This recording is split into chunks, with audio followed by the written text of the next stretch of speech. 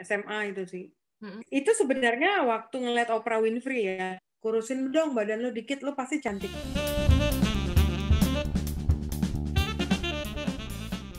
Hai ya, Assalamualaikum teman-teman semuanya. Balik lagi bareng saya, Nelma Daan. Kali ini aku sudah bersama dengan seorang influencer yang menyuarakan tentang self-love dan self-acceptance. Aku mau tahu ceritanya di balik kampanye dia tentang komentar fisik nggak asik.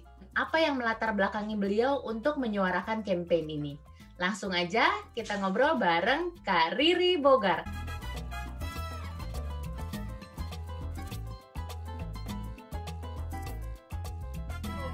Halo Kak Riri. Hai Nelma. Terima kasih banyak ya udah mau aku gangguin nih untuk sharing bareng aku dan teman-teman yang nonton di sini. Sama-sama. Kan kali ini sebagai influencer yang menyuarakan soal self-acceptance dan self-love. Kak Riri juga mempunyai campaign komentar fisik nggak asik. Sebenarnya ini latar belakangnya gimana sih, Kak? Sebenarnya latar belakangnya tuh berawal dari ketidaksukaanku kepada diriku sendiri sih. Apa yang ada di badanku tuh kayak salah aja semuanya. Tapi melalui proses ya akhirnya aku bisa tahu self love itu apa, self acceptance itu apa, berdasarkan pengalaman hidup sih. Kalau kita selalu komplain tentang diri kita, akhirnya yang diterima sama tubuh kita juga komplainan aja terus. Tapi kalau kita sudah mulai menghargai tubuh kita, sudah mau mulai menerima tubuh kita, ya akhirnya kan tubuh kita juga jadinya kayak, manusia ini sudah mau menghargai tubuhnya gitu. Proses belajar. Positivity yang masuk ke badan kita, ke pikiran kita yang harus Iya, ditanamkan. dan itu proses ya. Maksudnya, oh baca buku hari ini, besok udah bener. Oh lihat film, atau oh lihat talk show, terus besok udah bener ya, nggak gitu sih. Masa kecil Kak Riri seperti apa sih? Masa kecil aku itu sangat bahagia, sampai mau makan apa aja nggak pernah dilarang. Setiap weekend kita tuh punya jadwal keluar ke restoran, makan, and then kita boleh makan apa aja. Jadi kayak almarhum papa sama mama, udah makan aja, nggak apa-apa. Ya orang tua dulu ya, hanya ngasih sayang, benar-benar sayang, tapi nggak membekali anak-anaknya dengan pengetahuan bagaimana ketika tubuhmu berbeda dari orang lain, kemudian menghadapinya seperti apa. Tapi menurut orang tua, that's fine, apalah segala macam. Kita happy, papa happy bisa kasih kalian kehidupan yang baik, why not? But then ketika kita ada di luar keluarga, itu ketemu orang-orang yang badannya gede amat sih, makannya apa gitu. Nah itu kita yang, aduh gimana nih? Harus dari keluarga sih, harus dari keluarga kita sih yang juga kayak tahu gitu sampai di mana sih ngasih sesuatu yang bikin anaknya happy tuh sampai di mana gitu. Akhirnya aku belajar sendiri, counternya tuh seperti apa sih? Balikin omongan-omongan negatif orang tuh seperti apa sih? Belajarnya bagaimana? Ya belajarnya gitu, baca buku, lihat acara-acara yang positif ya. Tapi itu tetap proses ya. Prosesnya cukup lama sih. Kak Riri waktu kecil, maaf, memang sudah bentuknya berbeda gitu, besar, gemuk. Aku SMP aja udah 80 kilo loh. Dan ketika kalau perempuan itu kan perubahan tubuhnya itu kan ketika dia menstruasi ya. Seharusnya menurut aku nih setelah aku pelajari menstruasi pertama itu anak perempuan tuh makannya harus bener-bener dijaga sih. Makan apa aja boleh tapi porsinya yang bener gitu kan. Tapi aku tidak menyesal sayangnya orang tuaku dulu, enggak. Justru itu jadi pelajaran buat aku bagaimana aku berbagi informasi kepada yang lain untuk supaya ke anak-anaknya atau ke dirinya sendiri itu bagaimana. Waktu masa remaja itu, Kak, dengan Kak Riri yang tumbuh berbeda, boleh dikatakan seperti itu ya? Nah ya itu, sampai nanya, Tuhan kenapa sih saya gendut gitu. Terus ngunci diri aja di kamar, malu mau keluar. Terus kayak, apa ya, kayak, kok teman-teman yang lain udah ada pacar, aku belum sih. Kok aku temennya laki semua sih. Banyak tapi nggak ada yang mau sama aku gitu jadi pacar gitu. Gak banget lah gitu. Pokoknya tuh bener-bener yang baperan. Saya kayak, kayak ada orang yang ngomong kayak gimana gitu, kayak yang, aduh salah nih, ada yang salah nih di aku. Agak telat sih ya dapat percaya dirinya tuh di umur 23-an gitu. Udah mau deket-deket 25-an. Turning point-nya apa, Kak? Sampai Kak Riri bilang, oke, gue nggak boleh lagi nih yang mengunci diri sampai seperti itu. Turning point-nya sih sebenarnya 92-an ya, SMA itu sih. Itu sebenarnya waktu ngeliat Oprah Winfrey ya di TV, dia kan ada talk show tuh. Nah, Oprah Winfrey itu dulu tidak seperti sekarang ya. Pertama kali muncul banget tuh Oprah Winfrey, bisa googling lah. Terus aku tuh yang nonton beliau tuh yang ini perempuan kulitnya putihan aku. Oke, aku gemuk tapi kayaknya aku nggak segemuk itu. Aku tuh comparing ya. Kok dia bisa kayak gitu? Tapi kok dia bisa punya TV show? Di Amerika juga pula banyak banget orang kulit putih dan dia tuh kulit hitam loh ya kan. Dan muncul di TV, having her own TV show itu kan gila ya. Oke, ini perempuan nih luar biasa. Terlepas dari berbagai macam cerita tentang dia ya, tentang seorang Oprah Winfrey ya. Turning point-nya itu sih. Tapi ya gitulah, proses kan ya, up and down. Balik ke Indonesia, aku down lagi sih sebenarnya. Karena treatment di Indonesia tuh bener-bener yang gila sih. Body shaming itu impact-nya seberapa besar sih Kak ke orang yang menerima itu? Besar ya, karena ada yang sampai bunuh diri gitu ya.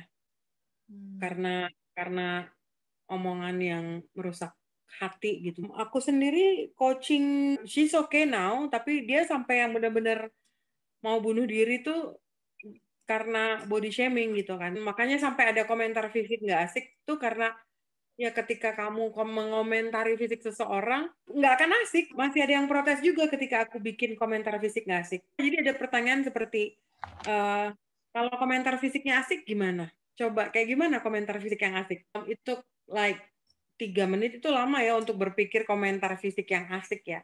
Tapi ketika aku bilang, coba komentar fisik yang nggak asik, Cepat. wah, jadi terus aku bilang, itu maksudnya. Aku bilang, jadi sebelum bertanya mungkin berpikir dulu ya. Kan gitu ya, banyak orang main tanya-tanya aja tapi nggak, kayak misalnya, badan gede amat makannya apa sih? Itu aja, pertanyaan seperti itu aja, itu udah bikin hati tuh, kalau ketemu teman lama, baru ketemu juga, kenapa harus bertanya kayak, sekarang gendutan ya? Terus atau, makin cantik, sekarang cantik ya? Atau sekarang putihan ya? Terus dulu kenapa? Gitu ya, maksudnya nggak bisa nanya kabar aja, gimana kabarnya? Sekarang sibuk apa? Tinggal di mana?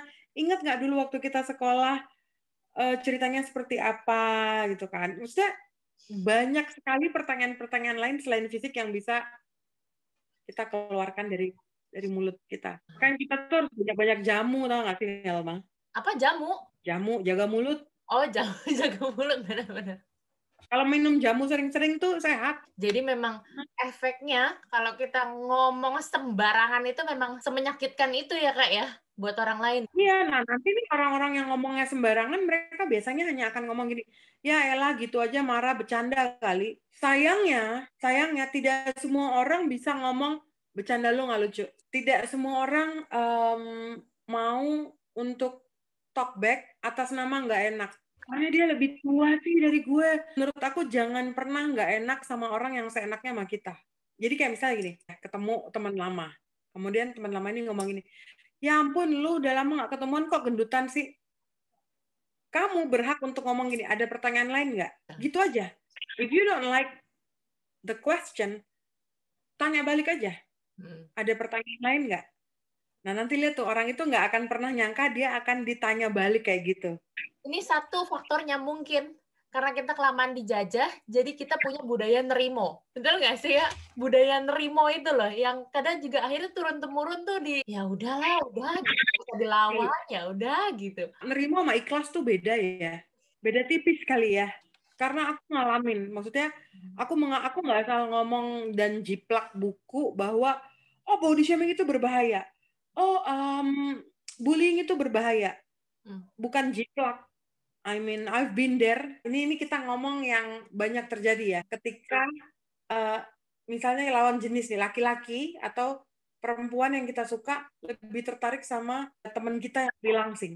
Atau kalau laki-laki, mungkin laki-laki badannya gede, terus perempuan yang dia taksir lebih suka sama sahabatnya yang six pack. Mungkin karena badanku gendut ya. If you know how to treat your body, maksudnya kalau kita tahu bagaimana cara kita memperlakukan tubuh kita, bagaimana kita menerima tubuh kita, mencintai tubuh kita, yang suka sama kita, mau badan kita gendut kayak apa juga ngantri loh yang suka sama kita. Menurut aku, cinta itu tidak mengenal kilogram. Tapi supaya cinta itu tidak mengenal kilogram, kamu harus jatuh cinta dulu sama dirimu sendiri. Gitu. Bagaimana caranya supaya kamu bisa mencintai dirimu sendiri? Buka hati, terima dirimu. Ya itu, about self-love sama self-acceptance ya. Semuanya proses ya Kak, nggak bisa instan. Gue suka dengan apa yang kamu lihat di cermin, ya berubah lah. Jangan ngomong doang. Aku udah gak nyaman nih sama badan gue. Aku kayaknya gendut banget deh. Well, do something about it. Jangan hanya ngomong aja. Case-nya di aku kan lebih ke bentuk tubuh nih. Gendut gitu kan, gemuk dan lain sebagainya. Ya gendut, gemuk, gembrot, apalah itu semua ucapan itu nempel lah ya. Kayak misalnya gini, ada dulu ya, ada teman laki-laki yang ngomong gini, kurusin dong badan lu dikit, lu pasti cantik. Terus aku bilang, nggak harus kurusin badan dulu sih baru cantik, begini aja cantik. Gini ya, kalau kita ngomongin masalah bentuk tubuh, kemudian disambung-sambungkan, karena kan ada orang yang mau demi kesehatan dan lain-lain gitu ya, nggak usah disambung-sambungin ke masalah kurus itu bisa lebih cantik. Ayolah olahraga biar sehat. Dari lahir juga perempuan itu udah cantik ya. Nah itu perempuan yang lupa tuh. Perempuan suka lupa pada saat dia lahir ya, itu dia udah dibilang cantik loh. Harus banyak-banyak bersyukur sih sebenarnya. Kak Riri, ceritain dong dulu awalnya idenya bisa sampai Kak Riri bikin komunitas apa extra large, terus bikin kompetisi Miss Big. Kayaknya itu kan cukup menggebrak dunia hiburan mungkin ya Kak? Sebenarnya gara-gara dulu itu kayak pengen ngumpulin teman-teman yang sevolume aja sih.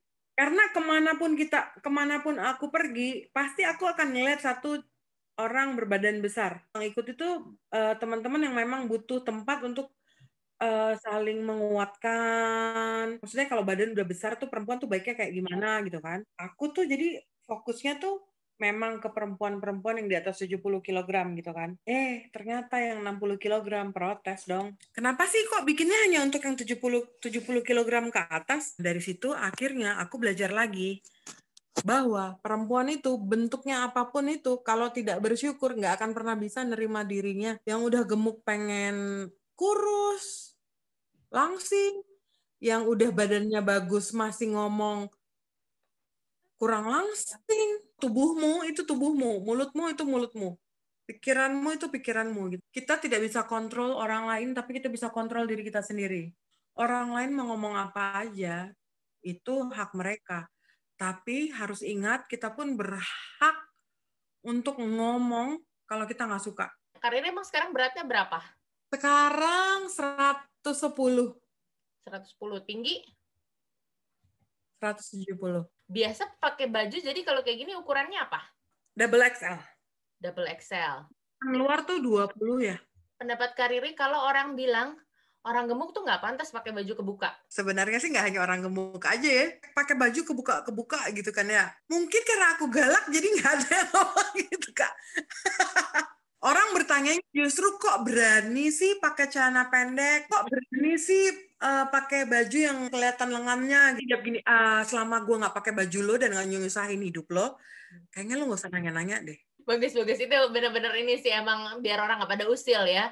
Pokoknya gini, ketika kita sudah siap pakai baju terbuka, kita juga sudah siap dengan komentar orang. Karena either way ya, mau kita pakai kebuka atau kita pakai baju ketutup, itu akan salah aja loh di mata orang.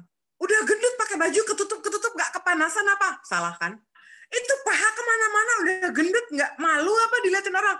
Salah lagi. Pakai baju tuh yang bikin kamu nyaman aja. In my case kan berarti perempuan gemuk ya, perempuan gendut ya, berbadan besar. Aku selalu bilang kita tuh kalau udah gendut jangan maksa. Jangan pernah coba pakai ukuran S. Aku bersyukur lahir sebagai perempuan, kemudian akhirnya tumbuh besar menjadi perempuan dengan 110 kilogram gitu ya. Maksudnya gini ya, aduh lu tuh ya udah gendut, terus males, terus makan mulu, nanti kalau dibilang gendut penyakitan jangan marah ya. Tapi Kak Riri pernah nggak sih di tahap yang benar-benar pengen banget nurunin berat badan terus sampai konsum diet pill segala macam gitu? Ya pernah lah. Aku tuh bukan hanya sampai, makanya aku bilang I know, been there, done it. Oke. Aku tuh udah sampai pernah kayak burung makannya pepaya doang, tau gak sih? Not only that ya, aku karena udah kerja, punya gaji sendiri, udah nggak minta orang tua, ke dokter dong, suntik. Aduh, itu gila sih. Ngebela sampai jantung berdebar-debar, keringet dingin. Terakhir, bilangin dong Kak ke teman-teman yang masih suka melakukan body shaming, mesti diapain? Gini ya, yang masih suka melakukan body shaming, posisikan dirimu sebagai korban aja. Kalau nggak mau dicubit, jangan nyubit lah. Respect. Jangan menghina kalau nggak mau dihina. Yang masih body shaming tuh stop sekarang juga. Body shaming bikin happy, tapi bikin orang lain sedih. That's not good. Sebagai orang tua tuh, cinta itu bukan ngasih makan apa aja ke anakmu. Tapi kalau kamu cinta sama anakmu, kasih makan yang bener, yang bener. Yang bener tuh nggak yang fast food every day. And then kasih teh dalam botol every day. Kayak diikutin aja maunya gitu. Iya gitu sih. Kasih makan yang bener aja.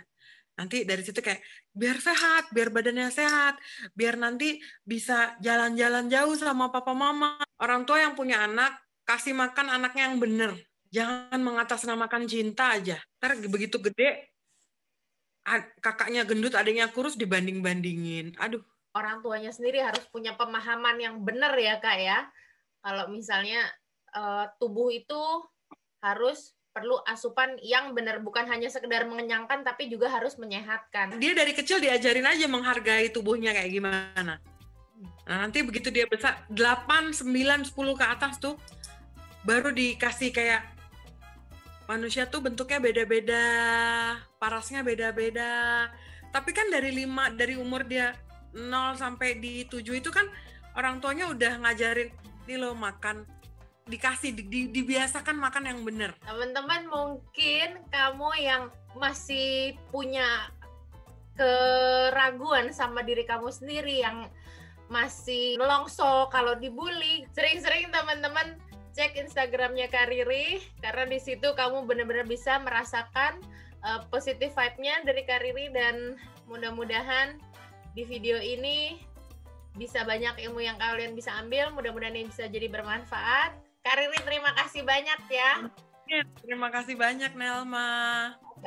Terus menginspirasi Kak Riri, sehat-sehat. Kirim juga ya. Iya. Sukses terus loh.